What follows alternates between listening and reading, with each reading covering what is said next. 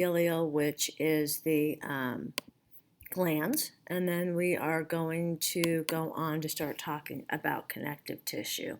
So when you're talking about glandular epithelial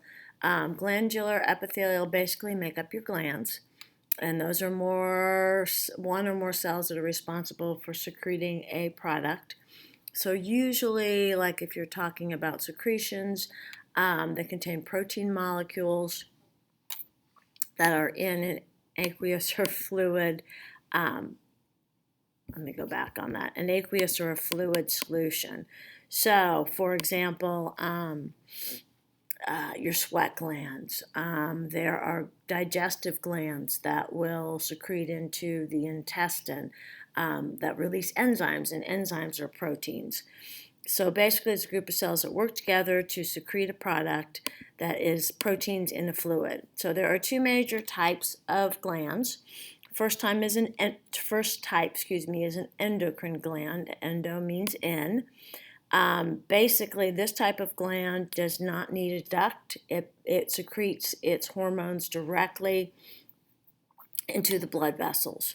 So it goes immediately into the bloodstream, and then from the bloodstream it goes to its targeted area. With this type of gland, all of the secretions that are being produced are hormones. So they are going from the gland to the target area. The second type of gland that we have is exocrine, and exocrine means that exo is out. So these particular glands secrete through ducts, but not only do they secrete through ducts, but usually they are going to the epithelial surface. So like sweat glands, oil glands. So endocrine doesn't use ducts, and it secretes directly into the bloodstream, and that's your hormones. Exocrine means out, exo, so it will actually use ducts to secrete out to the surface of the skin or the epithelial layer, and the great examples of those are your sweat glands and your oil glands. Okay, so we finished with epithelial. Remember, epithelial is for protection. A lot of times it's for absorption, secretion, filtration. Found in your membranes, it's found lining the digestive system, it's your skin. It's a lot of the barriers between surfaces. We're now going to talk about connective tissue, which is just what it says. It connects different types of tissue together. It is found everywhere in the body. This is the type of tissue that is most abundant and most widely distributed tissue. So some functions, some of which are pretty obvious based on the name. They bind tissues together, so body tissues together. Along with like the skin and some of the other types of tissue, they support the body. Connective tissue, example, cartilage, tendons, so ligaments, so they help to keep the joints together. Provides basic protection. So with connective tissue, there's variations in blood supply. Some tissues are well vascularized, some are not, and that also can be shown when you're talking about recovery period. That's why tendons and ligaments have a harder time or take a longer time healing than some other injuries. Some have poor blood supply and are considered to be avascular. Anytime you're talking about connective tissue, there is always an extracellular matrix. There is a non-living material that surrounds the cell. Not only that, but there also are going to be fibers in it that are common to that particular type of connective tissue. So they have a non-living matrix. When you're talking about that non-living matrix that surrounds it, it is made up of two particular types of elements. One is a ground substance, the other is going to be the fiber that is in there.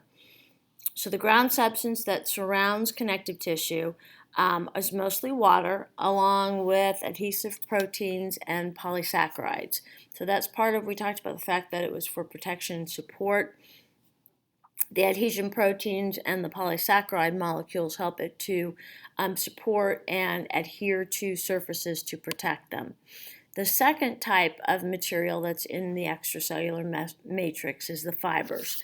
So it's produced by the cells, and there are three different types of fibers, and that's part of what separates like dense connective from loose connective. It depends on the fiber that's present. So you have collagen fibers, which are white fibers. You have elastic fibers, which are yellow fibers. And you have reticular fibers. All of these have different types of characteristics based on what they're made of. They also give the different types of connective tissue characteristics that make them function better for their particular purpose. So anytime you're talking about any type of connective tissue, all connective tissue, whether you can see it or not, has an extracellular matrix, and that extracellular matrix is made up of the ground substance and a particular type of fiber. And that's part of how you recognize one type of connective tissue from another. Bone is a type of connective tissue. Bone is also called osseous tissue.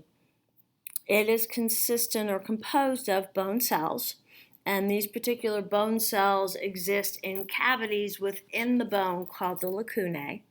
Bone tissue itself is made up of a hard matrix of calcium salts. To be exact, bone tissue starts out being hyaline cartilage, and then part of the ossification, or turning it into bone, is storing your calcium and your minerals in there, which is part of what makes your bones hard. When you're looking at bone, it's made up of collagen fibers mostly, and its function is to protect and support the body. So as you look here, bone tissue exists in circular rings. That's called an osteon. The center portion of that is a Haversian canal, and that particular canal brings in the blood vessels to supply nutrients and take away waste from the actual living cells. The lacunae are the black lines in here, and the lacunae are the holes that actually contain the osteon, or the actual living cells. And then the lamella are these rings that exist within it. Each of the circular rings, there's canals that bring food and nutrients to the bones. Second type is talking about different types of cartilage for connective tissue. You have hyaline cartilage. Hyaline cartilage is the most common type of cartilage in the body. It has an abundant amount of collagen fibers, and it has kind of a rubbery matrix. Some places that you find hyaline cartilage in an adult, your larynx. When you are talking about a fetal skeleton before birth, it is mostly made up of hyaline cartilage. It is a more flexible skeleton element than bone. It is also the type of cartilage that is put down right before bone formation. So here's an example of hyaline cartilage. One of the things that you're going to notice when you're looking at cartilage that is different than bones, the lacunae are no longer dark lines, but they are circles that are in it. So anytime that you see a type of tissue that has those circular cells in it, those are going to be the lacunae, and those are going to be found in any type of cartilage. When you're looking at hyaline cartilage, collagen fibers are a lot harder to see. So you can see the lacunae with the bone cells, but you don't necessarily see the dark fibers in the background. So notice it shows the cartilage that is on your ribs is a type of hyaline cartilage, as well as in your larynx. Elastic cartilage provides elasticity. So for example, your ear is made up of elastic cartilage. It is more flexible. You also have fibrocartilage, and fibrocartilage is found between the discs in your vertebrae. It is highly compressible, and that's part of what allows to give you some shock value, or some kind of like a shock absorber in the back to help protect the spinal cord and to protect the vertebrae. So we've got pictures here of the fibrocartilage. Fibrocartilage has a lot of collagen in it, so notice the difference between this and what you saw with the hyaline cartilage. The hyaline cartilage, you could not see the fibers in it. Fibrocartilage, you can see the collagen fibers. The lacunae are a lot smaller, and they are found in between the fibers. And the good example of the fibrocartilage is cartilage that's found in between your vertebrae. You also have dense connective tissue and loose connective tissue. Dense connective tissue, or dense fibrous tissue, The main element in its matrix is collagen again. It has fibroblasts inside of it that actually make the fibers. Dense connective is also part of the ones that are avascular, which is why it takes a lot longer to repair tendon and ligament injuries. So dense connective is found in the tendons. Tendons attach skeletal muscle to bone. So tendons is skeletal or bone to muscle, and then ligaments are bone to bone at the joints. It's also found dense connective at the lower layer of the skin or the dermis. It helps to keep the skin attached to the layers down below. You'll notice when you look at ligaments or tendons or dense fibrous, it almost looks like muscle tissue because you have all of these pink fibers running through and the fibroblasts that actually make the fibers within the cell. So dense connective will look very different from cartilage. It does not have the circular lacunae in it, and the fibers that run through are a lot thicker. Part of that too is their purpose as far as holding things structurally together. Loose connective tissue is going to be very different. Areolar tissue is probably one of the most abundant of your connective tissues. It is soft tissue. It is very much cobweb-like. It is part of what makes up the packing tissue. So it will pack your organs into place and hold it into place. It will contain all of your fiber types, so all three of them, elastic, reticular, and collagen. And part of its job is it soaks up excess fluid. So when somebody has edema or swelling, that's happening in the areolar tissue. So if you notice in the areolar tissue, you see elastic fibers, collagen fibers. You've also got the reticular in there. And when you're looking at this, notice there is a lot of empty space in there. So it's got the distinct lines that you can see from the elastic fiber. It's got the fibroblast nuclei that you saw in the dense connective tissue, but it has a lot of empty space, and that empty space is what allows it to actually absorb fluid. Second type is adipose tissue. Adipose tissue has the same type. It is basically a type of areolar, but it's rather than storing fluid, it actually stores fat globules. Many of those cells contain large deposits of lipids or fats. Fat does serve a purpose in our body. Number one, it insulates it and keeps us warm. Whenever you do any kind of dissecting on animals or humans, you'll always notice that fat surrounds the organs, and part of that is protection of the organs. And the last thing is that it is for fuel storage. If you look at animals that hibernate, they have to have a certain amount of fat stored up before the winter because they're going to burn that while they hibernate. So fat has even more empty space than areolar tissue does. It has very large globules in it, and those particular globules are going to be filled with with different types of triglycerides or fats that are stored there. Breast tissue usually has a lot of fat in it. Reticular connective tissue. Reticular connective tissue is found in your lymph nodes. It's a very delicate network of interwoven fibers. So it is basically it's the internal supporting structure of your lymph organs, and those lymph organs are like your lymph nodes, your spleen, your bone marrow, because remember your bone marrow makes your blood cells. That part of the function of the skeletal system was hematophoresis, which is the formation of blood cells. So lymphatic, unlike your areolar, it has the really dark reticular.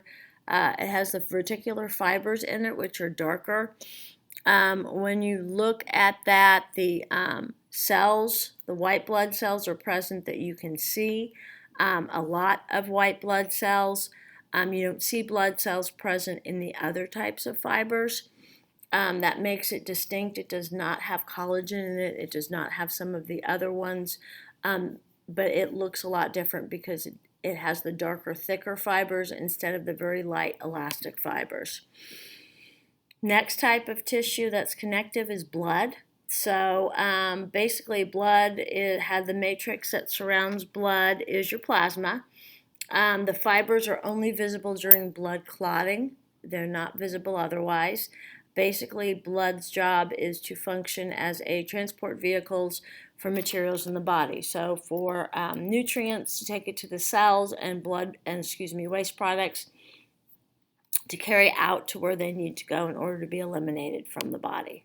So blood, when you're looking at blood, it has a lot of clear space, which is the plasma. The red ones on there that are smaller are your red blood cells. They carry your oxygen. To be exact, they contain hemoglobin, which bonds to the oxygen and carries it around in the body. The larger cells with the nuclei that you can see are your white blood cells. Those are the ones that function in your immune system. Okay, so that is it for connective tissue. Part of what you need to be familiar with is what it looks like for the quizzes. We are going to go through some examples in class this week, but you're going to be looking at slides both on pictures of the types of tissues when you fill out the first lab. The second lab that you'll do with the microviewer slides will also give you pictures, so you need to know the structures of these tissues, their functions, kind of how those two work together, and at least for the quizzes, be able to pick out pictures of the different types of, let's say, epithelial tissue or connective tissue. Those picture slides will not actually be on the test. Make sure that you complete all 6 labs for this particular unit, and that you go through the notes and take notes in class. Outside of class from the videos, and then we'll do the peer decks in class to go through and review.